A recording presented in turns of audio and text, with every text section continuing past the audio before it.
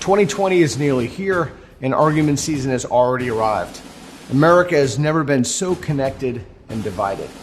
People are losing friendships, disowning family members, and it's only going to get worse. I'm Peter Boghossian, and I'm an expert on having impossible conversations. I'm going to share 3 simple techniques you should incorporate to ensure your conversations are productive. Sometimes arguments are presented as black and white, and you get lost in a yes it is, no it isn't spiral.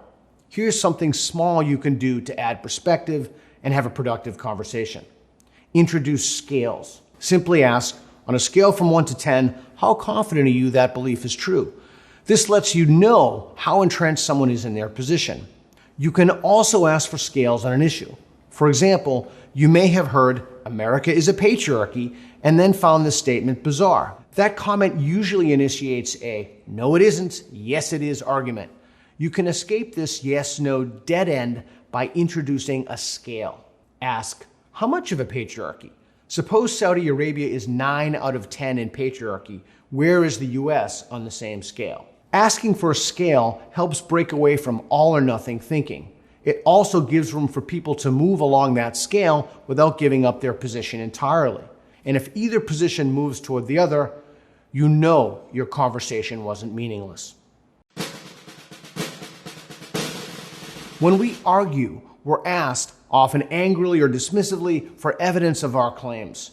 But it's rare to ask, what evidence might actually change your mind? This question isn't a threat, and you're not telling anyone anything. You're just inviting someone to question their own beliefs in a non-threatening way. Here's how you do it. First, state their position in a way that enthusiastically agree. This will ensure you're on the same page. Then ask a disconfirmation question. Ask, how could that belief be wrong? I'm not saying it is wrong, but under what conditions would you change your mind? Now you're in a conversation. Asking the disconfirmation question is a good faith way of giving people the space to consider and self-critique their position. Who knows? You both may find some common ground or learn something. People often confuse the ability to know something with actually knowing something. This phenomenon is known as the Unread Library effect. In 2001, researchers asked people to rate their confidence about how toilets work. Participants were then asked to explain verbally and give as much detail as possible. Then, they rated their confidence again. And you guessed it, this time, subjects admitted to being far less confident. We can access the library, but we don't know anything unless we borrow and read the book. It's okay to not know everything, but our confidence should scale with our actual knowledge. Here's how you can use this in conversation.